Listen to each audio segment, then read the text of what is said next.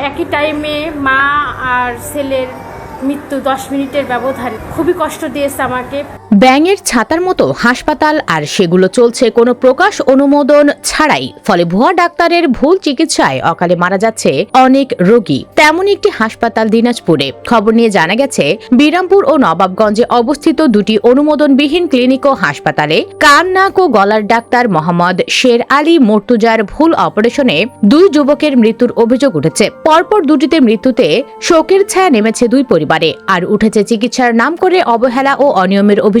রাতে বিরামপুরের মা ও শিশু জেনারেল হসপিটালে 17 বছরের শফিকুল ইসলামের টনসিল অপারেশনের পর অবস্থার অবনতি ঘটে। পরিবারের অভিযোগ, অপারেশনের পরপরই শফিকুলের রক্তক্ষরণ শুরু হয়। চিকিৎসকের পরামর্শে তাকে দ্রুত রংপুরে নেওয়া হলে 5 ব্যাগ রক্ত দেওয়ার পর কিছুক্ষণের মধ্যেই তার মৃত্যু হয়। মৃত শফিকুলের বড় ভাই আব্দুল আজিজ বলেন, ডাক্তারের ভুল অপারেশন আর অবহেলাতেই আমার ভাই মারা গেছে। আমি বিচার চাই, ডাক্তারের সর্বোচ্চ শাস্তি চাই। এর আগে নবাবগঞ্জের ভাদুরিয়ায় রেনেসা ক্লিনিক অ্যান্ড হাসপাতালে 31 বছরের মমিনুল ইসলাম লাবুর টনসিল অপারেশন করা হয়। অপারেশনের পর লাবু অচেতন থাকায় তাকে দিনাজপুরে নেওয়ার ব্যবস্থা করা হয়। লাবুর বাবা আফজাল হোসেন বলেন, দিনাজপুরে নেওয়ার পথে বিরামপুর রেলগেটে মোটরসাইকেল নেওয়ার অজুহাতে ডাক্তার শের আলী মর্তুজা নেমে পালিয়ে যায়। পরে দিনাজপুর হাসপাতালে পৌঁছালে ডাক্তাররা জানান লাবুর মৃত্যু হয়েছে। তারা আরো বলেন, অপারেশনের সময় ছেলের শ্বাসনালী কেটে গেছে। বিরামপুরের মা ও শিশু জেনারেল হসপিটালের ম্যানেজার হুমায়ুন জানান, ডাক্তার শের আলী মর্তুজা তাদের অপারেশন থিয়েটার ভাড়া নিয়ে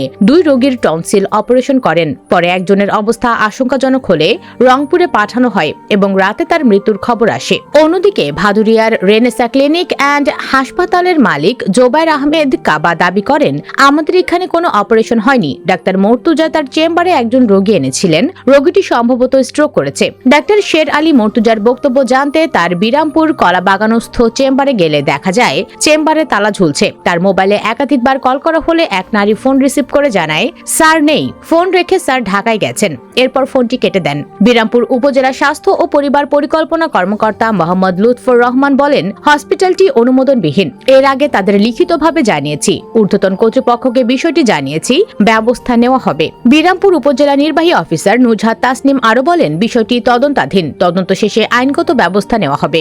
দর্শক, অনুমোদন না পেয়ে কিভাবে হাসপাতাল চালাচ্ছে এই নিয়ে জনমনে নানা প্রশ্ন দেখা দিয়েছে। তাহলে কি প্রশাসনকে টাকা দিয়ে হাসপাতাল চালাচ্ছে হাসপাতাল কর্তৃপক্ষ?